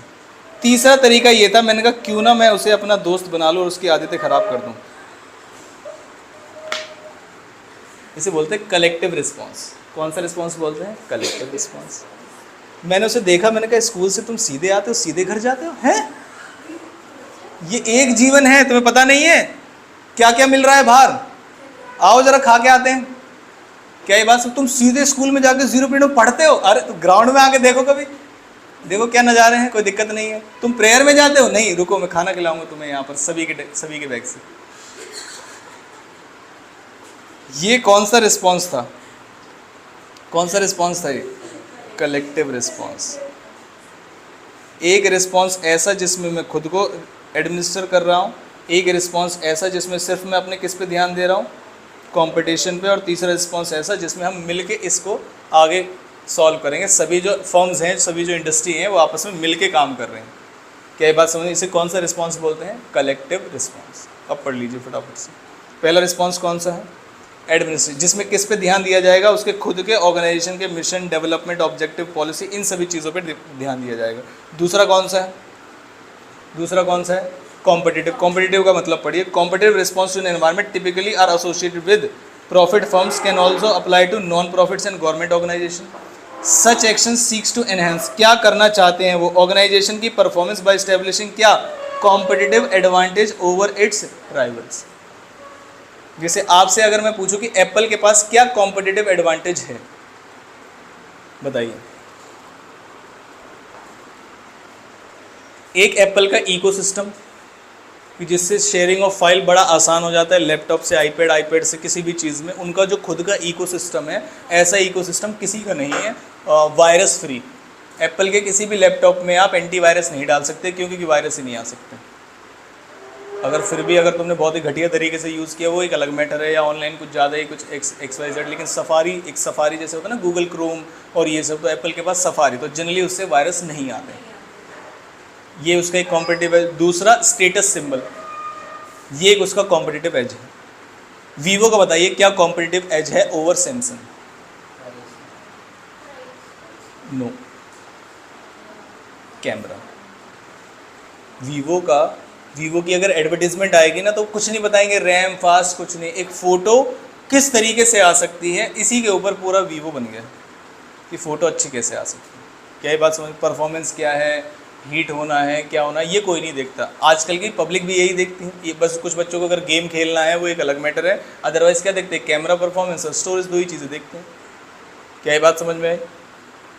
आगे, to sustain in the competitive advantage organisation must achieve external position वगैरह, जो भी यहाँ पे लिखा है फालतू की बात है, आप चाहें तो पढ़ सकते हैं। फॉर एग्जांपल पढ़ लीजिए बस। Apple products enjoy great deal of customer loyalty which is their competitive advantage. तो मैंने दो एडवांटेज बताए थे आपको, एक तो इसका इकोसिस्टम, दूसरा स्टेटस सिंबल। स्टेटस सिंबल से फिर इन्हें लॉयल्टी मिल गई। क्या बात, लॉयल्टी का मतलब अगर एक बार आपने एप्पल का फ़ोन यूज़ कर लिया तो जनरली वो लोग अपग्रेड ही करते हैं, एंड्रॉयड में शिफ्ट नहीं करते हैं। अगर आपके पास 6 है तो आपने फिर 7, 8 लोगे, आगे जाके 10 लोगे, 11, 12, 13, 14 लोगे, ये सब चलता है। ठीक है, तो ये कस्टमर लॉयल्टी। नेक्स्ट कौन सा रिस्पॉन्स है? कलेक्टिव रिस्पॉन्स क्या कहता है कि किसके साथ चलना है? Organisation can cope with the problems of environment dependence and uncertainty through increase, किस तरीके से, coordination with the other organisation, कि बाहर जो चेंजेस हो रहे हैं उनके साथ मिलकर हम ऐसा काम कर सकते हैं। बस खत्म, ये स्ट्रेटेजिक रिस्पॉन्स है। कितने रिस्पॉन्स मिले हमें? पहला रिस्पॉन्स का नाम क्या है? तो अब मैं नाम लिख रहा हूँ इनके। तो पहला जो रिस्पॉन्स है वो है एडमिनिस्ट्रेटिव रिस्पॉन्स। दूसरा रिस्पॉन्स कौन सा है? Competitive response. और तीसरा रिस्पॉन्स कौन सा है? Collective response. ये आपके सामने लिख दिए हैं, मतलब आपको इसका समझ में आ गया होगा। अभी ट्रू फॉल्स के अंदर पूछे जाएंगे आपसे। ठीक है, नेक्स्ट, आज का आखिरी टॉपिक। नेक्स्ट कौन सा रिस्पॉन्स है? होलिस्टिक।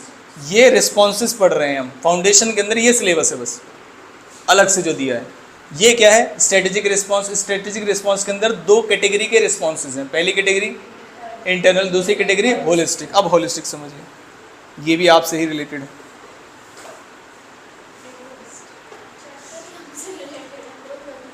इसलिए मैं पढ़ाता हूँ इसको।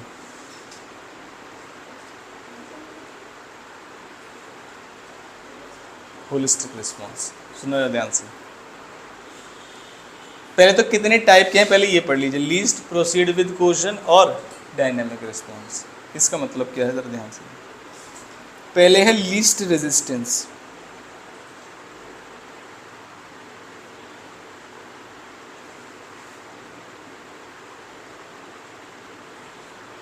लीस्ट रेजिस्टेंस रिस्पॉन्स का मतलब क्या है जरा ध्यान से देखिएगा। आपकी ऑर्गेनाइजेशन एनवायरनमेंट में क्या चल रहा है कोई लेना देना नहीं, हमारे बच्चे स्टूडेंट्स। ये दोनों लिख रहा हूँ। जब सिलेबस शुरू हुआ था वो तब भी एक क्लास के बाद ब्रेक मांगते थे। आज सिलेबस खत्म होने को है, रिवीजन हो गया है कुछ पार्ट्स का, आज भी एक क्लास हुई, ब्रेक चाहिए।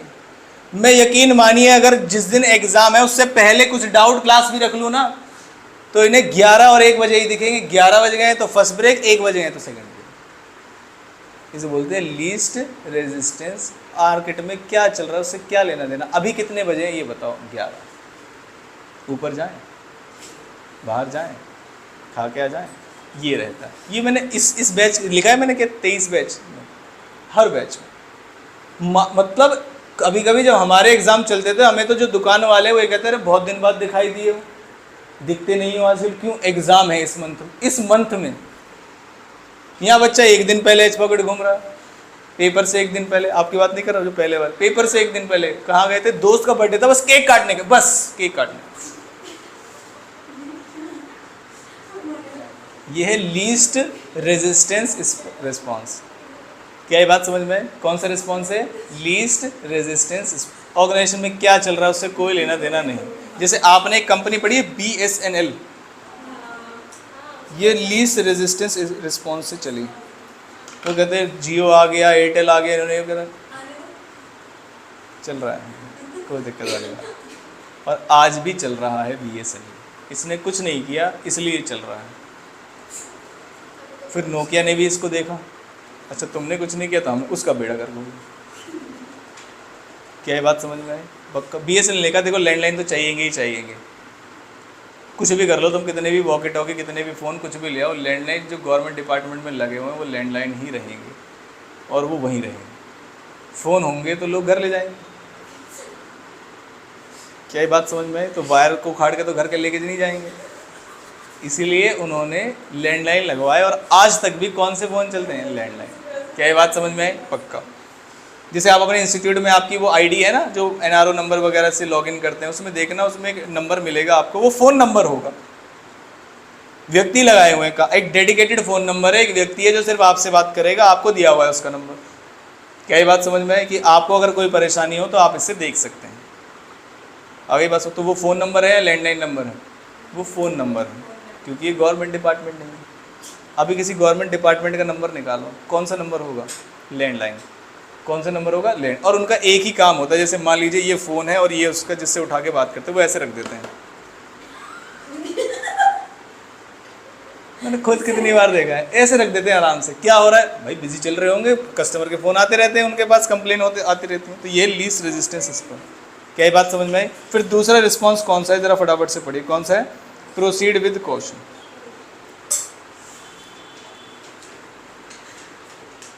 Proceed with caution. Caution word का मतलब क्या होता है? सावधानी से, ध्यानपूर्वक आगे बढ़ें। जैसे कि जियो एक आंधी लेके आया टेलीकम्युनिकेशन इंडस्ट्री में, एक समय पे फ्री में सिम मिल रही थी, आधार कार्ड दो, एक व्यक्ति कितने भी, और वहीं से हमारा इंटरनेट का पूरी इंडिया का यूसेज बढ़ गया। आदत बढ़ गई 3 महीने के अंदर ज़्यादा यूसेज की, धड़ाधड़। पहले डर डर के चलाते थे, वीडियो चलानी है, ख़त्म हो जाएगा ये तो पूरा। उस 3 महीने में सभी की आदतें ख़राब हो गई, इंक्लूडिंग पेरेंट्स, मदर, फादर्स, जो भी लोग थे। फ्री की चीज़ है। उस समय पे बच्चे को मना नहीं कर रहे थे तुम ये क्या कर रहे हो, उस समय पे ये कह रहे थे एक सिम हमारे लिए भी ले आना, तुम्हारे कॉलेज के बाहर मिल रही है ना, हमारे लिए भी ले आना। क्या ये बात? उस समय मना नहीं किया। अब 3 महीने में उसने आदत डाल दी। अब जियो कोई भी प्लान रखेगा, सबके पास तो सिम है ही। अब मान लीजिए जियो के 15 रुपये का प्लान एयरटेल से महंगा है, मान लीजिए 15 रुपये से, तो क्या कोई सिम बदल देगा इसके चक्कर में? नहीं। अब जियो के प्लान देख लो, अब सर चढ़ रहे हैं, लेकिन अब हैबिट पड़ चुकी है। तो एक आंधी लेके आया कौन? जियो। क्या उस आंधी में कौन सी कंपनी ऐसी है? वोडाफोन, आइडिया तो मर्ज हो गई, फिर भी काम नहीं हो रहा उनसे, लेकिन एक कंपनी ऐसी है जो आज भी डटी हुई है, बताइए कौन? एयरटेल। ये है प्रोसीड विद कॉशन। तुम क्या क्या कर रहे हो वो भी देख रहे हैं हम। एयरटेल ने अपने प्राइसेस डाउन कर दिए उस समय मार्केट में सर्वाइव करने के लिए, अपना जो नेटवर्क स्ट्रेंथ है उसे बढ़ाया, और ज़्यादा नेटवर्क्स लगाए, और ज़्यादा वाईफाई वाली चीज़ें भी एयरटेल ने लॉन्च की, और वो जो स्पीड जो है वो मेंटेन होने की मतलब बहुत अच्छी मानी जाती है एयरटेल। तो ये है प्रोसीड विद कॉशन। देखिए मार्केट में क्या चेंजेस हो रहे हैं, एनालाइज करिए, मॉनिटर करिए, और उसके अकॉर्डिंग रिस्पॉन्स को तय करिए। ये एयरटेल ने किया। तीसरा होता है डायनेमिक। उसे कोई लेना देना नहीं है कौन क्या कर रहा है, वो अपनी कहानी खुद लिखते हैं। वो कह रहा है मार्केट में चेंज ये क्या होता है, बदलाव हम खुद हैं। क्या ये बात समझ में? जैसे कि जियो, क्या जियो ने किसी से देख के ये काम किया है? नहीं, खुद ये काम किया। क्या ये बात समझ में? वो एनवायरनमेंट से कोई लेना देना नहीं, वो खुद इनिशिएट करके चेंजेस करते हैं, और वो कहते हैं एनवायरनमेंट में क्या ट्रेंड आएगा ये हम तय करेंगे, एनवायरनमेंट ट्रेंड नहीं तय नहीं करेगा, हमारा ट्रेंड क्या होगा। क्या ये बात समझ में है? पक्का। तो एक बच्चे को कौन से रिस्पॉन्स से जाना चाहिए? इससे जाना चाहिए कि आपके मार्क्स 200 आएंगे, 250 आएंगे, ये किसने कहा? 350 भी तो आ सकते हैं, 380 भी तो आ सकते हैं, किसने कहा है यही लिमिट है? अगर आप अपने दिन को सही तरीके से यूटिलाइज करें तो मार्क्स कुछ भी आ सकते हैं। पेपर पता है जब कैसा आना है तो बात खत्म। वही पेपर आपको पता है, लॉ का पेपर कैसा आना था आपको पता है, लेकिन उसी लॉ का पेपर लिख के बच्चे फेल भी हुए हैं, लेकिन पता था पहले से कि लॉ का पेपर क्या आना, और वही आया था। क्या ये बात समझ में आई? तो अब बच्चे को कौन सा रिस्पॉन्स लेना चाहिए? डायनेमिक। अब डायनेमिक अंधाधुंध उसको ही क्या करे से कोई मतलब, मेरा ये शेड्यूल है, मेरी ये स्ट्रेटजी, मैं ऐसे पढ़ाई करूँगा या मैं ऐसे पढ़ाई करूँगा। क्या ये बात समझ में? फटाफट से पढ़ाता हूँ, फिर करेंगे इसके एमसीक्यूज। प्रोसीड विद क्वेश्चन वगैरह, जैसे कि एग्जांपल किसका लिया है इन्होंने? एयरटेल का। डायनेमिक का मतलब ये स्टिल हायर लेवल की है, ये एक्सटर्नल एनवायरनमेंट को फोर्स करते हैं, पार्शली मैनेजेबल और कंट्रोलेबल मानते हैं उनके एक्शन से, ठीक है। हाईलाइट डायनेमिक पावरफुल होते हैं। ये not merely recognise and word of the threat but convert threat into opportunity, ये इसका कीवर्ड है। ये थ्रेट्स और उनको एनालाइज नहीं करते, कन्वर्ट कर देते हैं किसको? अपॉर्चुनिटी को थ्रेट में, थ्रेट्स को अपॉर्चुनिटी। क्या ये बात समझ में आई? जैसे अभी किसी टीचर ने कहते अभी 3 महीने हैं तो मेहनत कर सकते हो, ये आपके पास अपॉर्चुनिटी थी, आपने इसे थ्रेट में बदल दिया। कैसे? अभी तो 3 महीने हैं। बातों में फ़र्क है। क्या ये बात समझ में आई? अब आते हैं हम एमसीक्यू। ये सारी समरी हो गई है। अब आप क्वेश्चन नंबर लिखिएगा, जो मैं बता दूं 2 कैटेगरी मैंने पहले से बनवा रखी है आपकी। कौन कौन सी? एक कॉमन सेंस वाली और एक फाउंडेशन वाले। मेजॉरिटी क्वेश्चन आपको कॉमन सेंस से मिलेंगे, कुछ अलग क्वेश्चन भी होंगे तो उसका आंसर मैं आपको बताऊंगा कि क्या लिखना है। Organisation depends upon which environment for input, कौन से एनवायरनमेंट से इनपुट आती है? Exchange of information and resources, बताइए फटाफट से। कौन से एनवायरनमेंट से? एक्सटर्नल एनवायरनमेंट से। क्वेश्चन समझ में आए? कौन से किस सिलेबस से पढ़ा है आपने? Common sense. उसके सामने सी लिख लीजिए, क्वेश्चन के सामने। आंसर सी नहीं, कैटेगरी सी, ठीक है। एनवायरनमेंट एनालिसिस हमें हेल्प करता है किस किस चीज़ में? जरा कॉमन सेंस से पढ़िए फटाफट से। जिसका भी option all of the above है उसका answer all of the above ही होता है। आपने उस वे से बताया, सारे पढ़ लिए। क्या था? प्रोवाइडिंग इनपुट, ठीक है। Turning threats into forms advantage, anticipate opportunity into optimal response. इसका आंसर क्या है? All of the above. Trends relate to, अब ट्रेंड के बारे में बात है आगे।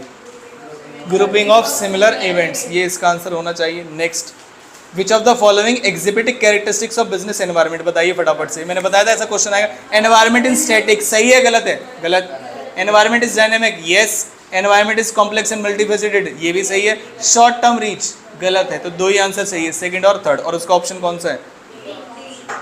कई बार बच्चे इसे सही लगा देते हैं और नीचे लगाने में गलती करते हैं। कई बार आप भी वो बच्चे हो सकते हैं, तो ध्यान रखिएगा इसका। थ्रेट क्या चीज़ है, इसके बारे में आपको 4 स्टेटमेंट्स दी हुई हैं। क्या सही है ये बताने नहीं आया हूँ आपको, आपके हिसाब से क्या सही होना चाहिए वो पढ़ के बताइए मुझे। ए आंसर भी हो सकता है और सी आंसर भी हो सकता है। थ्रेट कोई इनहेरेंट थोड़ी होता है, इनहेरेंट तो हमारी वीकनेस होती है, थ्रेट थोड़ी होता है हमारा। तो ये आंसर तो नहीं हो सकता। अब आंसर या तो ए हो सकता है या आंसर हो सकता है सी। आप मुझे बताएंगे कौन सा आंसर है? ए आंसर है। सी आंसर क्यों नहीं है, कोई बच्चा बता सकता है? क्योंकि ए ज़्यादा बड़ा है। तो एक्सप्लेनेशन अच्छे से दे रहा होगा, बताओ। एन अनफेवरेबल कंडीशन ही है थ्रेट ऑर्गेनाइजेशन विच कंसोलिडेट्स इट्स स्ट्रेंथ, ये बात गलत है। बाहर का थ्रेट मेरी स्ट्रेंथ थोड़ी हो सकता है, ये तो मुझे डराएगा। तो ये वाली चीज से गलत हो गया। Unfavourable condition in the organisation which creates risk और डैमेज टू द एनवायरनमेंट, इसी को बोलते हैं थ्रेट। ये एक पॉजिटिव चीज की एक्सप्लेनेशन दे दी थी उन्होंने, इसलिए ये वाला आंसर नहीं होगा। कौन सा आंसर नहीं होगा ये भी आपको पता होना चाहिए। क्या ये बात समझ में आ गई? नेक्स्ट, जिस पे भी मैंने स्टार लगाया हुआ है इसका मतलब ये है कि इसके गलत आंसर्स पॉसिबल है या इसके अंदर लॉजिक गलत लगाया जा सकता है। तो जिस पे स्टार लगा हुआ है, पहले से लगा हुआ है, तो ध्यान रखिए। Who occupies the central position in the market? Central तो एक ही होगी ना नालायक, जहां ऑल ऑफ द अबव देखा। किस टीचर ने बताया था ये बताओ? हु ऑक्यूपाइज, कौन इनमें से ऑक्यूपाई करता है सेंट्रल पोजीशन? सेंट्रल तो एक के पास ही होगी ना, 4 के पास कैसे हो सकती है? कंज्यूमर।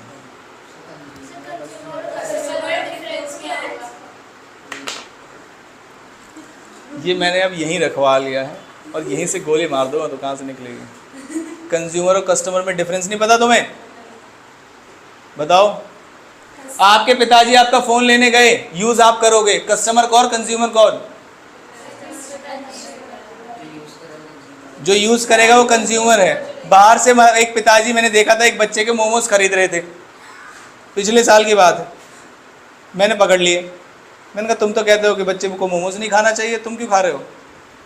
हमारे पास आके हमसे ही बोलते बच्चे बाहर का खाना खाते हैं। मैंने कहा आप भी तो खा रहे हो। कह रहे सर बच्चे के लिए ले जा रहा हूँ। बोला था उन्होंने मुझसे। हम तो हर तरह की कंप्लेन पढ़ते हैं सुनते हैं ना यहाँ पे, पेरेंट्स आके जो करते हैं बच्चे के बारे में। सबसे अच्छी कंप्लेन लगी, उन्होंने कह रहे बच्चे घूमते नहीं है मेरे बाहर। मैंने कहा कहाँ घूमते बच्चे? छत पे 5 बजे जाते हैं, 7:30 बजे आते हैं। हाँ ये रियल स्टोरी है। 5 बजे जाते हैं, 7:30 बजे आते हैं। मैंने कहा विद फोन विदाउट फोन? करे विद फोन। मैंने खत्म, नेचर देखने थोड़ी जा रहे हैं। मैंने कहा उनकी इस आदत को आप विदाउट फोन यूज करके देखें कितने नेचर लविंग है। ठीक है आगे, price sensitivity of the market is an important factor of which element of micro environment. मुझे बताइए माइक्रो के अंदर कौन कौन से लोग आते थे? पर्सन्स वगैरह सब आते, तो सप्लायर भी उसी के अंदर, क्या मार्केट भी उसी के अंदर है? यस। इंटरमीडिएट कस्टमर, तो सब माइक्रो के। इसीलिए मैंने इसके ऊपर देखो कितने स्टार लगाए हुए हैं, 5। तो इसका आंसर जो लगाना चाहिए आपको वो लगाना चाहिए मार्केट इंस्टीट्यूट के हिसाब से। एक बार इसका आंसर चेक करके मुझे बताओ। सही है मार्केट, तो इसको जिस पे स्टार लगाए हो आप याद रखेंगे। क्या ये बात समझ में आई? एक बार उसका भी चेक करो, 6th का सेंट्रल पोजीशन कस्टमर तो नहीं लिखा? ठीक है आगे, with their on bargaining power, ये अफेक्ट कर सकते हैं cost structure. Consumer price structure को इन्फ्लुएंस करते हैं, कॉस्ट स्ट्रक्चर को नहीं। तो कौन करेगा? सप्लायर। ये जनरली बच्चे गलत करते हैं। मैंने जिस पे स्टार लगाया आप भी स्टार लगा लेंगे क्योंकि इसमें गलती के चांसेस हैं। लिख लिया? स्टार लगा लिया? कहाँ लगाया? अगर मैं ना दूँ तो? हाँ। विच of the following is not a factor of demographic? Demographic याद है आपको? वो सब बताया था जो मैंने, ये वो जो स्ट्रक्चर को, ये सब। एथनिक मिक्स, एथनिक मिक्स का मतलब वेराइटीज, पॉपुलेशन का साइज, ज्योग्राफिक, ये कौन सा है? ये एक्सटर्नल का मैक्रो में आता है, इसलिए डेमोग्राफिक नहीं है। क्या ये बात समझ में आई? नेक्स्ट, बिजनेस एंड टेक्नोलॉजी कैसे हैं बताइए? तो आंसर क्या होना चाहिए? बहुत बढ़िया। Environment which is close to the business and affect its capacity is known as. कौन सा एनवायरमेंट जो बिजनेस से क्लोज है और उसकी कैपेसिटी को देखता है? इंटरनल है या माइक्रो है? देखो इसका आंसर है ना, तो जो इंस्टीट्यूट कहता है वो सही है। फिर से मैंने स्टार लगा दिया। स्टार का मतलब एग्जाम में आप इस वाले क्वेश्चन को एक बार पढ़ के चले जाएंगे। हाँ जी, अरे स्टार का मतलब ही रटना है भाई, स्टार का मतलब इंपॉर्टेंट नहीं है। स्टार का मतलब अगर आ गया तो यही आंसर लिखना है बस। Study of human population is called, human की पॉपुलेशन कैसी है इसे डेमोग्राफिक बोलते हैं। What is the single word that can best describe today's business? बताइए। टेक्नोलॉजी, परसिस्टेंस, प्रॉफिट मेकिंग और चेंज। क्या लगता है आपको? आपको क्या लगता है ये बताइए? चेंज लगता है। चेंज, सभी को चेंज लगता है तो इंस्टीट्यूट को भी यही लगता होगा, चेंज। आज के बिजनेस का मतलब ही क्या है? चेक कर लो इसको एक बार। हाँ, competition is beneficial to the competing firm beside benefiting the. और किसको बेनिफिट करते हैं कंपटीशन? कस्टमर्स। तो इसका मतलब कस्टमर्स को तो करते ही हैं, फर्म को भी करते हैं, ये मतलब था इस क्वेश्चन का। ये एक ऐसी प्रोसेस है बाय विच ऑर्गेनाइजेशन मॉनिटर करती है उनके रेलेवेंट इन्फॉर्मेशन को, आइडेंटिफाई करते हैं अपॉर्चुनिटी को और थ्रेट को। इसको क्या बोलते हैं? फोरकास्टिंग, असेसमेंट या स्कैनिंग? स्कैनिंग बोलते हैं उसको। पहले स्कैन करते हैं तब असेस करते हैं। स्कैन करने से सब पता चलता है मार्केट में हो क्या रहा है। ठीक है, इसका भी एक बार चेक कर लीजिए आंसर। नेक्स्ट, फॉलोइंग स्टेटमेंट, क्या मैं इसको भी स्टार लगा दूं? इसका मतलब आपको एग्जाम से पहले इसको पढ़ के जाना है। ठीक है, नेक्स्ट, सभी में लगा दूं क्या स्टार? नहीं, सारे ऐसे नहीं। Following statement relates to which strategic response? Strategic response याद है आपको? कौन कौन से होते थे? एडमिनिस्ट्रेटिव और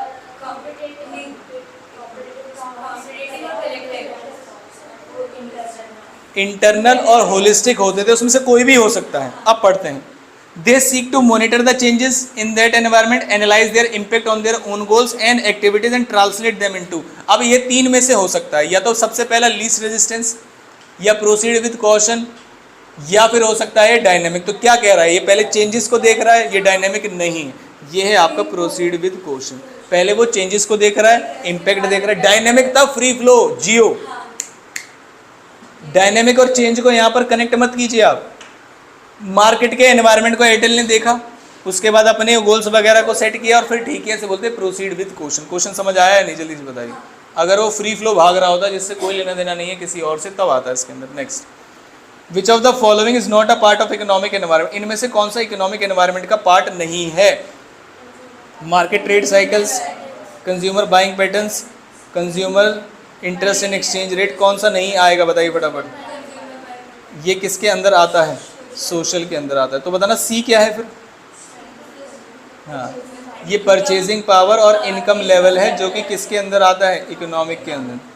क्वेश्चन समझ आया आपको? Next, what kind of response in which business should make efforts to exploit the opportunity and reduce the threats, बताइए।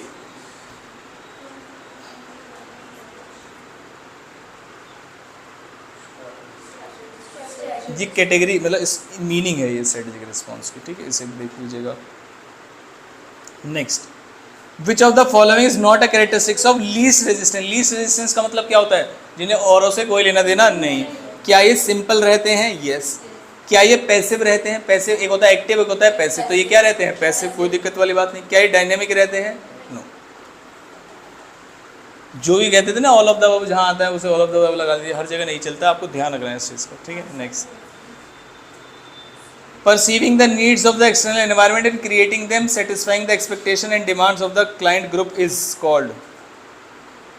क्या लगता है आपको? आपको क्या लगता है वो बताना, फिर मैं आपको आंसर बताऊंगा। इंटरेक्शन प्रोसेस है, दूसरों से बात कर रहे हैं, परसीव कर रहे हैं नीड्स को, उसके अकॉर्डिंग काम कर रहे हैं, इसे कौन सी प्रोसेस बोलते हैं? Interaction process. क्या ये बात समझ में आई? Next, process of strategy formulation starts with, क्या लगता है आपको? जैसे प्लानिंग की प्रोसेस कहाँ से स्टार्ट होती थी? सेटिंग ऑब्जेक्टिव, उसके बाद डेवलपिंग प्रेमिसेस, उसके बाद आइडेंटिफाई, उसके बाद इवेल्युएट, उसके बाद सिलेक्ट। इसका मतलब इसमें से जो चॉइस वाला पॉइंट है वो काट दीजिए, परफॉर्मेंस एनालिसिस वाला पॉइंट काट दीजिए क्योंकि ये एनालाइज करने वाला है, जैसे कि इवेल्युएट वाला पॉइंट था। नन ऑफ द अबव को काट दें, क्या बचा? Choosing the odd one out. क्या ये बात समझ में आई? पक्का? यहाँ से स्टार्ट होता है। अप्रेज वर्ड का मतलब होता है स्कैन करना। यहाँ पर जो अप्रेजल वर्ड है वो है स्कैनिंग से रिलेटेड। ये कहता है ये एक ऐसा रिस्पॉन्स है not merely recognise in words of the threats but convert threats into opportunities. ये कौन सा रिस्पॉन्स था बताओ? Dynamic response. समझ आया आपको? Next, the business should continuously and, पहले डैश है फिर and to the environment if it is serve as prosper. बताइए फटाफट से क्या करना चाहिए? तो पहले तो आइडेंटिफाई ही करना चाहिए जी, नहीं, पहले करना चाहिए मॉनिटर और फिर करना चाहिए adapt to the environment. Answer adapt वाला था। आंसर जो है यहाँ पर आइडेंटिफाई एंड अडेप्ट भी हो सकता है, तो हमें कौन सा लगाना है? अडेप्ट वाला। तो कहाँ है अडेप्ट वाला? बी पॉइंट में। अडेप्ट टू द एनवायरनमेंट रख के पढ़ के देखिए। क्या ये बात? जैसे मान लीजिए मैं पहले वाला, business should continuously identify and apprise the environment, उसे भी तो आइडेंटिफाई करना ही बोलते हैं, स्कैन करना ही बोलते हैं। आइडेंटिफाई करो, स्कैन करते रहो, नहीं। Monitor and adapt to the environment, क्या ये सही सेंस बन रहा है? इसका answer is yes. Next, through स्वॉट एनालिसिस हम क्या करते हैं? मैं आपसे पूछूंगा, जल्दी से बताइए कौन सा आंसर होगा।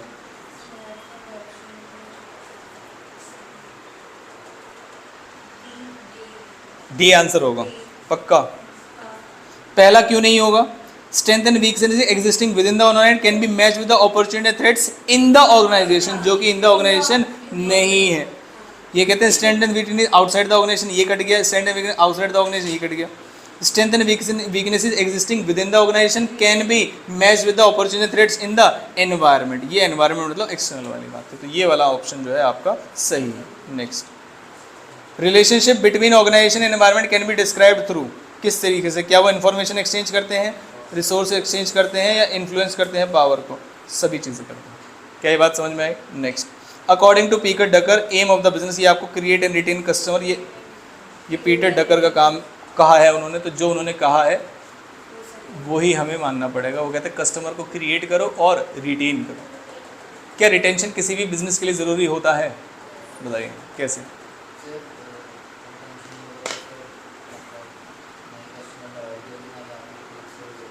कस्टमर बनाना और कस्टमर बनाए रखना दोनों में डिफरेंस है।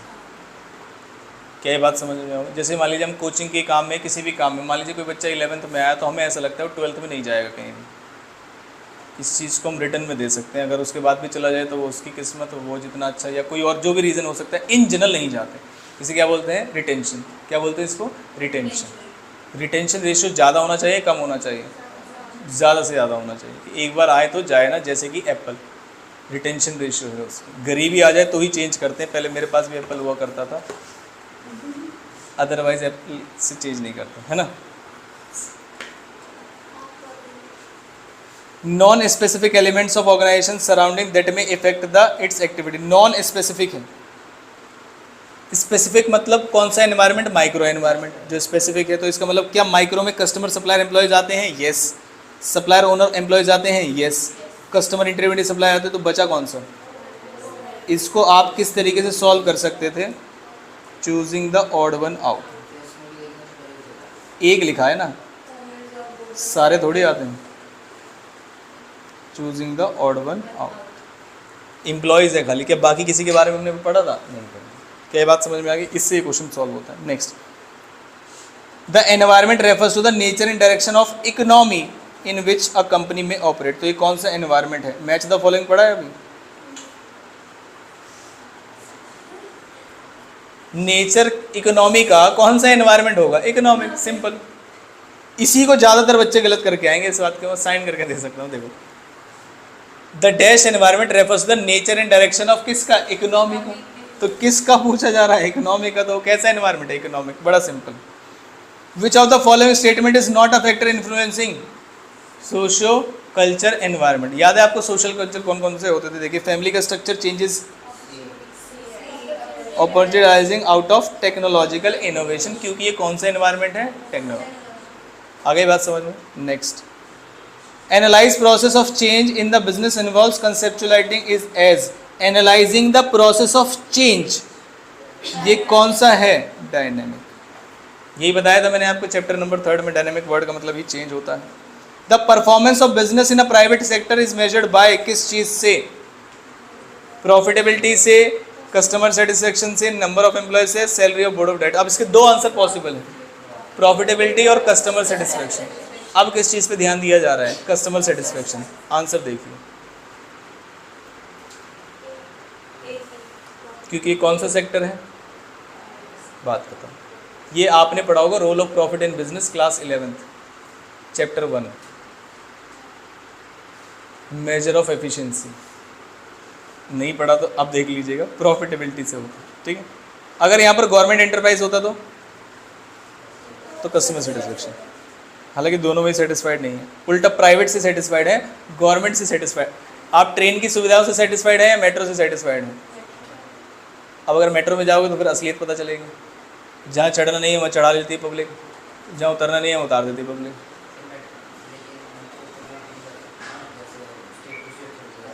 हाँ, दूर भी नहीं जा सकते मेट्रो में, है ना। हालांकि बन रही है, चले जाएंगे। इन पेस्ट फ्रेमवर्क एनालिसिस, ई वर्ड का मतलब क्या है? हालांकि नाम पूरा पेस्टल है, लेकिन उसमें तो 2 ई आ जाएंगे, तो उन्होंने काट दिया एल और ई। उसने कहा पेस्ट में बताओ ई का मतलब क्या है? इकोनॉमिक। बताइए, अगर एल ई वाले के बाद होता तो आंसर क्या होता? Environmental. Stands for, P stands for, कुछ भी पूछ सकते हैं आपसे। ठीक है, तो पहले आता है इकोनॉमिक, लास्ट वाले में आता है कौन सा? Environment. Next, all are the elements of micro environment except. पहले क्वेश्चन बताइए क्या है? निम्नलिखित में से सभी माइक्रो एनवायरमेंट के फैक्टर्स हैं, एक को छोड़ के। बताइए कौन, किसको छोड़ दें? बहुत बढ़िया। All are elements of macro environment except. बहुत बढ़िया। Select the correct statement out of the following. पहले आप पढ़िए, फिर मैं बताऊंगा।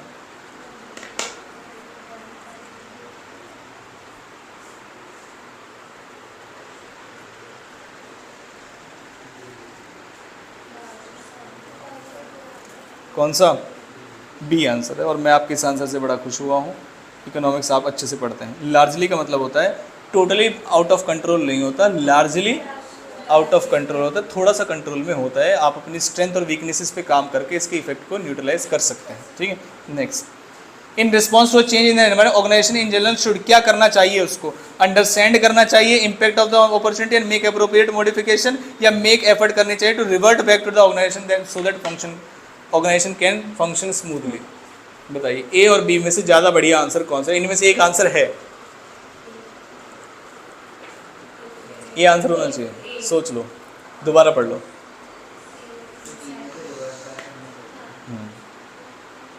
ए होगा या बी होगा?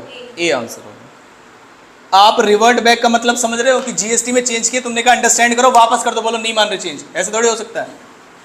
रिवर्ट बैक कैसे हो सकता है? मॉडिफिकेशन आपको ही करने पड़ेंगे। आगे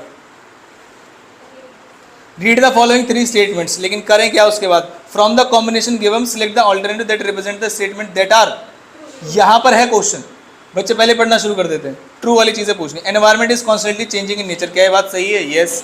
various environmental constitute exist in isolation and do not interact with each other, क्या ये बात सही है? सबसे गलत बात यही है, आइसोलेशन में नहीं रहते एनवायरमेंटल के फैक्टर्स, इंटरडिपेंडेंट होते हैं, क्या ये बात समझ में? इंटरेक्ट करते हैं। Environment has a far reaching impact, तो कौन सा सही है? सी आंसर सही है। सी कौन सा है? फर्स्ट और थर्ड। तो क्या मैंने बताया था आपको इसके फीचर्स में इस तरीके से चीज़ें पूछी जाएंगी, ये आपके एग्जाम में भी कई बार पूछे गए हैं। Which environmental factor regulate the values and benefits and traditions, कौन सा? Socio culture factors. PESTEL analysis में use to describe the framework for analysing, कौन सा वाला? मैक्रो एनवायरमेंट, क्या ये बात समझ में आई? Next, which of the following is incorrect, इनमें से कौन सा इनकरेक्ट है?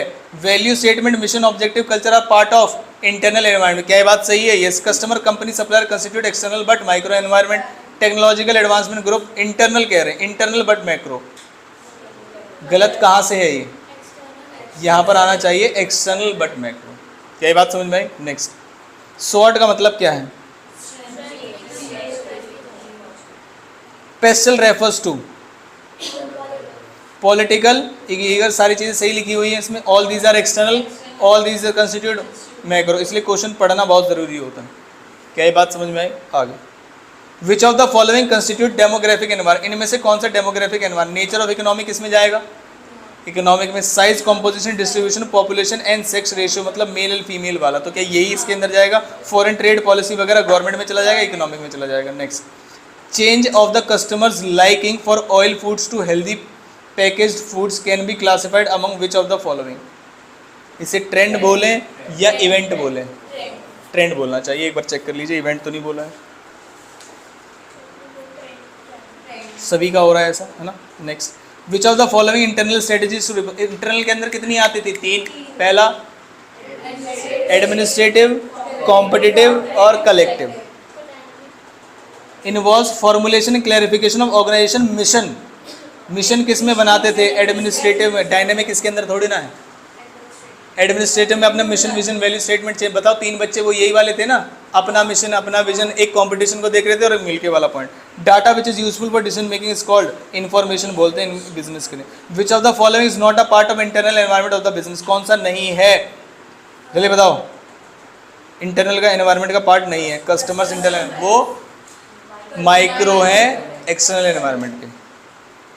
Luxury hotels and luxury car company compete to get attract disposable income and influence the, what type of composition is this?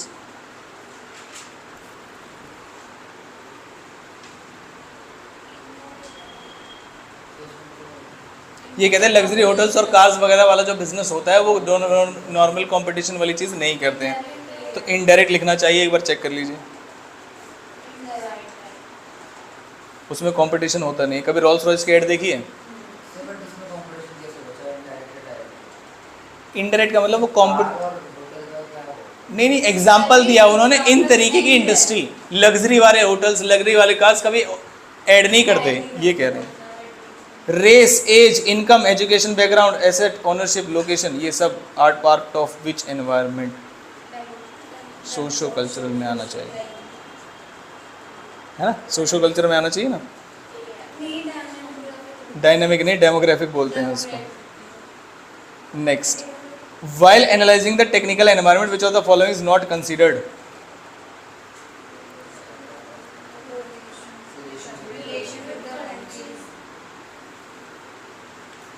क्या बात समझ में आ गई है? पक्का ये सारे आपके MCQs है जो मैंने करा दिए, जो मैंने मार्क किया है। एक बार आप चाहें तो कॉपी में लिख सकते हैं, जो स्टार वाले क्वेश्चन है उन्हें आप कॉपी में लिख लेना। ये लाइन थी और उसका मतलब ये था। कॉपी में लिख लेना, एक बार लिख लोगे, एक भी क्वेश्चन गलत नहीं हो, एक भी। क्या ये बात समझिए? ये आपका चैप्टर हो गया है समाप्त। मैं कल इसके एक बार आपकी कॉपी चेक करूँगा कि आपने इसके बारे